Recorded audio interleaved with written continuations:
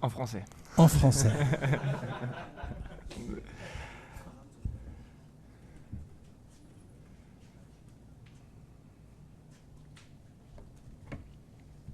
Bonjour Lucas, Bertrand Latour, InfoSport Plus, Canal+. Petite question pour savoir si les leçons ont bien été retenues. Est-ce que la France est la grande favorite de ce mondial pour vous? Et deuxième question, quel statut vous attendez à avoir en équipe de France pendant ce mondial? Merci. Vous me cherchez déjà depuis le début comme ça? Non, mais non. Après, c'est vrai que voilà, on a une superbe équipe. C'est vrai qu'on n'est pas la seule superbe équipe dans cette compétition. Il y en a plein, mais voilà, on se prépare bien, on se met dans les meilleures conditions pour débuter ce premier match contre le Sénégal qui va être un match très compliqué. On est conscient de ça et il va falloir, voilà, il nous reste encore 4 jours pour bien nous préparer pour commencer cette compétition des meilleures des manières en affrontant ce match des meilleures des manières aussi.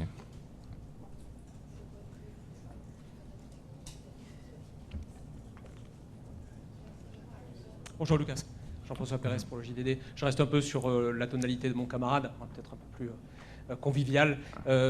Ok, la France a une des meilleures attaques du monde, pas la meilleure mais une des meilleures. Qu'est-ce que tu dirais de la défense? Où elle en est aujourd'hui? Quel est son niveau? Qu'est-ce que tu attends d'elle et de toi pour cette Coupe du Monde? Merci.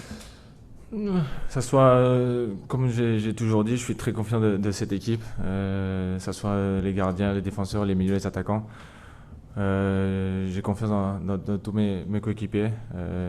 Personnellement, individuellement, c'est sûr que les défenseurs qu'on a, c'est des défenseurs de très haute qualité, très bonne qualité. Et je pense que voilà, on est tous prêts, on a tous envie de que cette compétition débute, que cette compétition commence.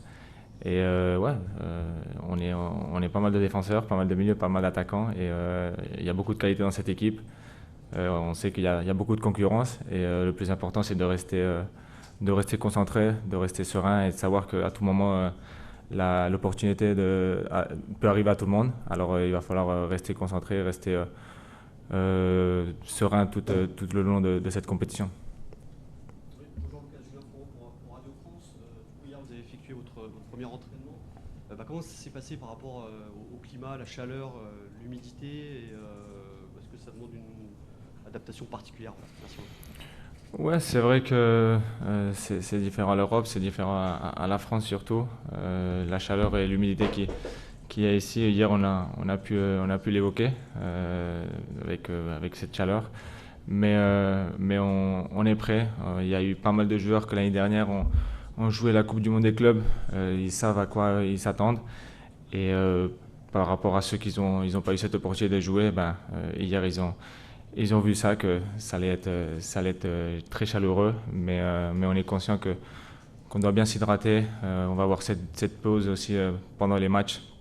À la mi-temps de chaque première mi-temps et la deuxième mi-temps. Du coup, ça va permettre aussi de nous hydrater, de nous rafraîchir et de continuer la compétition et de donner le plus grand spectacle possible à vous, les journalistes et à vous, les supporters aussi.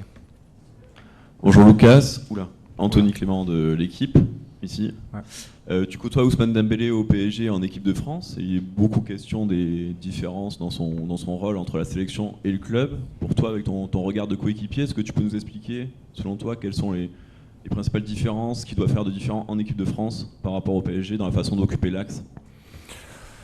Ouais, c'est vrai que bon,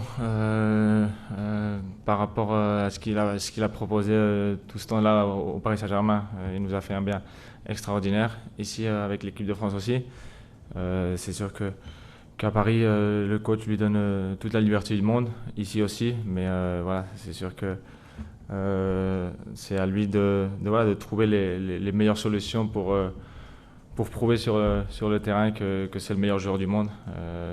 Je suis à côté de lui tous les jours en club et ici en sélection aussi.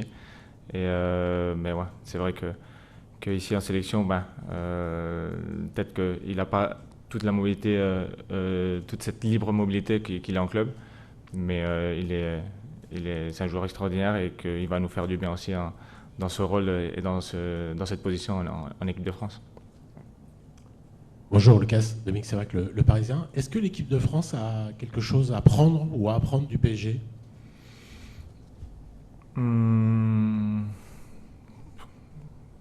Après,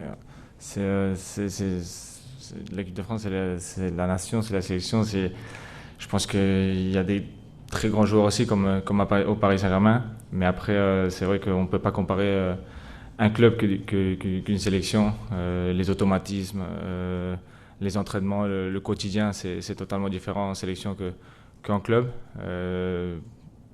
Par rapport à ça, c'est parce que aussi on n'a pas le même temps, on n'a pas les mêmes entraînements, on n'a pas les mêmes méthodes aussi d'entraînement en sélection qu'en club. Mais après, voilà, c'est vrai que c'est à nous de nous adapter et donner le meilleur pour cette sélection. Et comme on a déjà fait auparavant, continuer ce chemin pour cette Coupe du Monde en 2026. Bonjour Lucas, Valentin Jamin pour RMC Sport. Question sur votre gardien Mike Maignan qui va connaître sa première Coupe du Monde. Plus sur son rôle dans le groupe, dans le vestiaire, vous l'avez vu grandir, j'allais dire. Comment il se comporte? Parce que nous on ne le voit pas forcément beaucoup devant les médias, on a peu d'infos sur lui. Comment il est en tant que peut-être leader ou pas d'ailleurs dans ce groupe? Merci beaucoup. Oui, bien sûr. C'est un excellent gardien, c'est une excellente personne. Dans le vestiaire, c'est quelqu'un qui donne son avis, qui donne sa parole, qui aime bien parler. C'est un leader dans ce groupe et on lui fait tous une confiance énorme parce qu'on connaît ses qualités et c'est un super gardien. Hola Lucas, Ivana para Telemundo.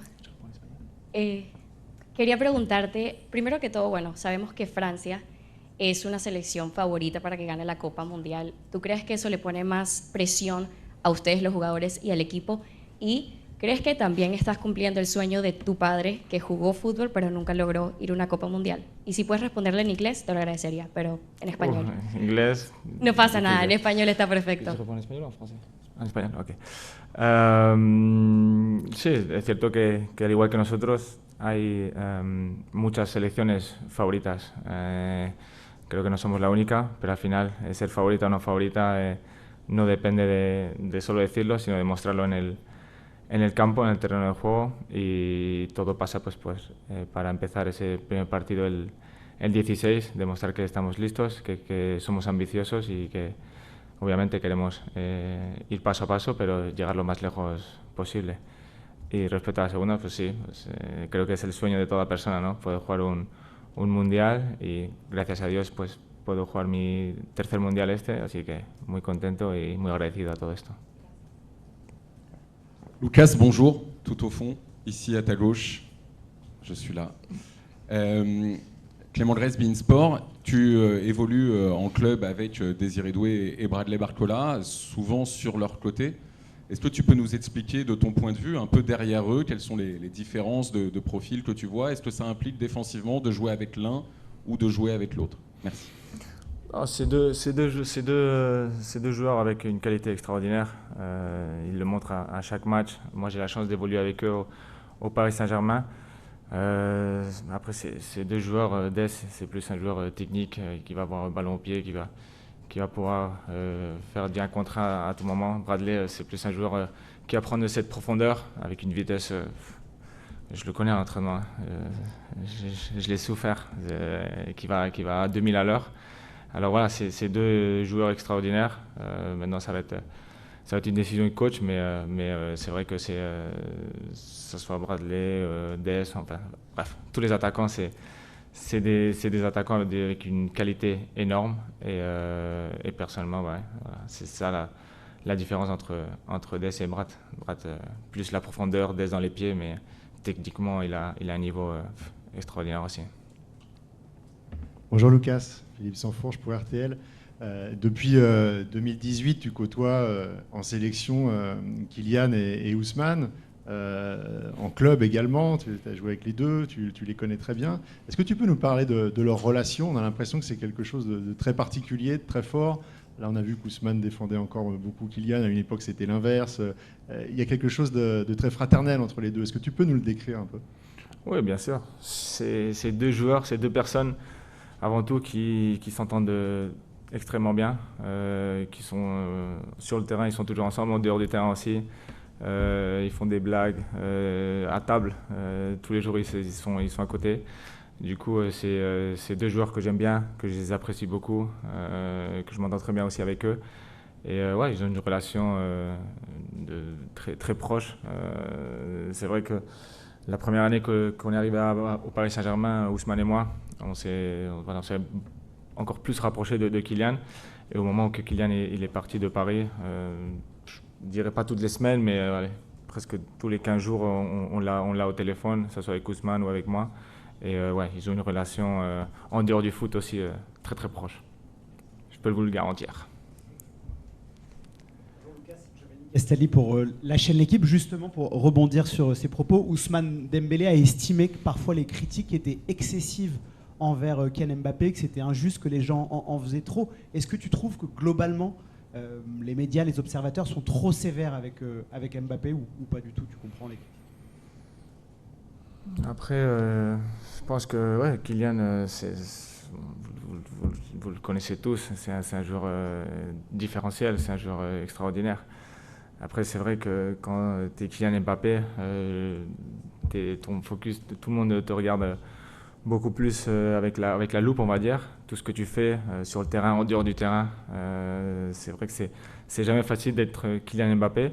Mais pour moi, c'est quelqu'un que j'apprécie beaucoup, que j'aime beaucoup.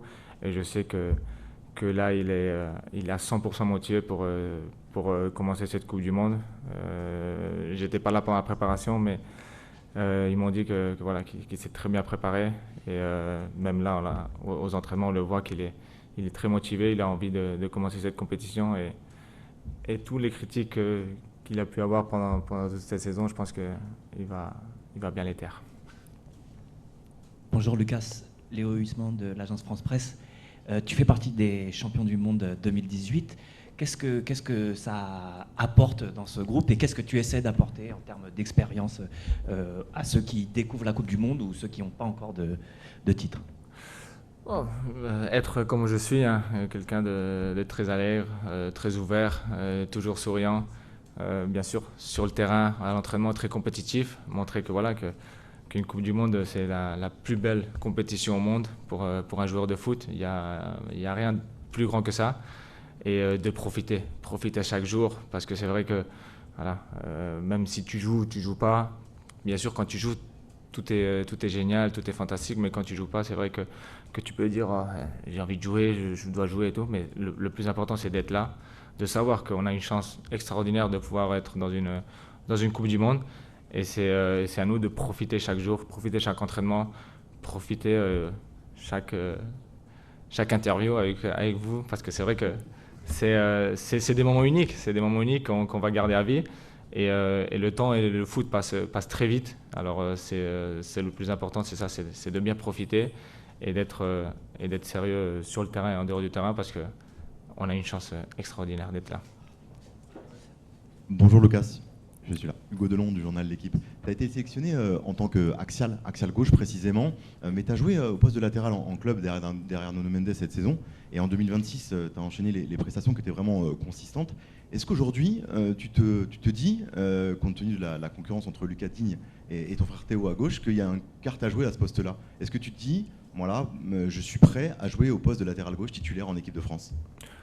Je me dis rien, je suis là pour l'équipe, je ferme aucune porte. C'est vrai que le coach m'a appelé plus pour être dans l'axe, mais bien sûr que si il a besoin de moi à gauche, je vais être là à 100% pour tout donner pour ce pays, pour ce maillot.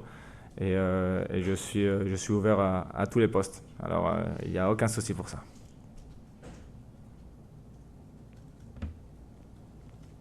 Bonjour Lucas, Stéphane Bianchi du Parisien. On a parlé de quasiment tous les attaquants qui pourraient débuter, excepté Michael Olise.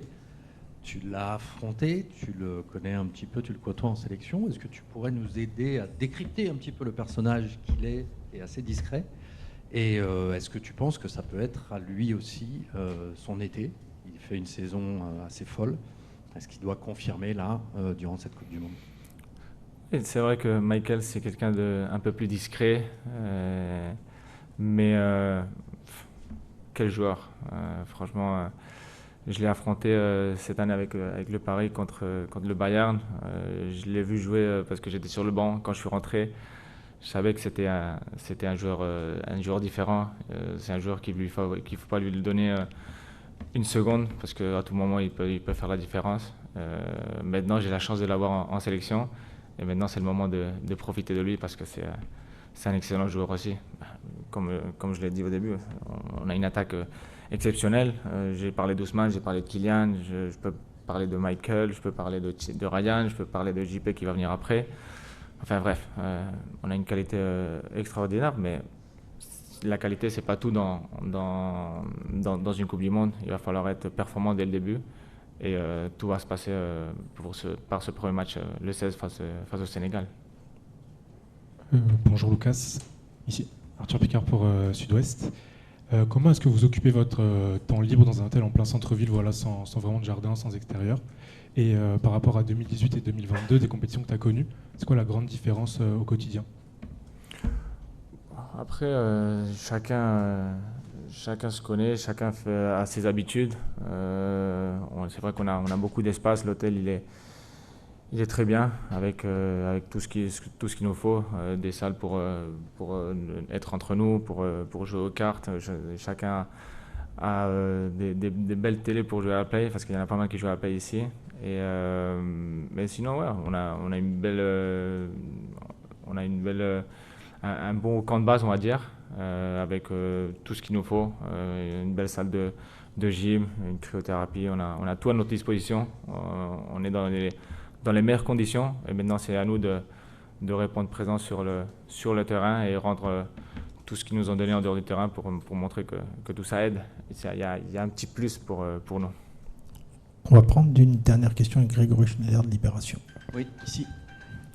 On se doute bien que vous ne rentrerez pas dans le détail, mais quand même, dans les grandes lignes, comment joue l'équipe de France? Dans les quoi? Comment joue l'équipe de France? Parce qu'on a l'impression d'une équipe qui sait un peu tout faire, qui est difficile à prendre, qui est à la fois forte en transition, mais qui aime bien avoir le ballon. On a du mal à lui donner un visage, en fait. Quels sont les grands principes qui guident défensivement et offensivement l'équipe? Je pense que l'équipe de France a tout, vous l'avez dit. Défensivement, on est une équipe très solide, très costaud. Offensivement, on est une équipe qui a beaucoup de dangers aussi. Après, aussi, c'est à nous de nous adapter à l'équipe qu'on a en face. Si c'est une équipe qui veut avoir la possession, on se sent très bien parce que défensivement, on est une équipe très, très solide et qu'on a beaucoup d'aide, avec que ce soit les milieux ou même les attaquants qui nous aident beaucoup défensivement. Et après, si c'est une équipe qui joue plus défensivement, on a la qualité aussi pour garder le ballon, pour avoir la possession et pour essayer de faire du danger. Mais c'est vrai qu'on a une équipe très complète et je pense que c'est une très belle force pour nous. Merci Lucas. Super. Qui Merci viendra beaucoup. vous revoir avec grand plaisir.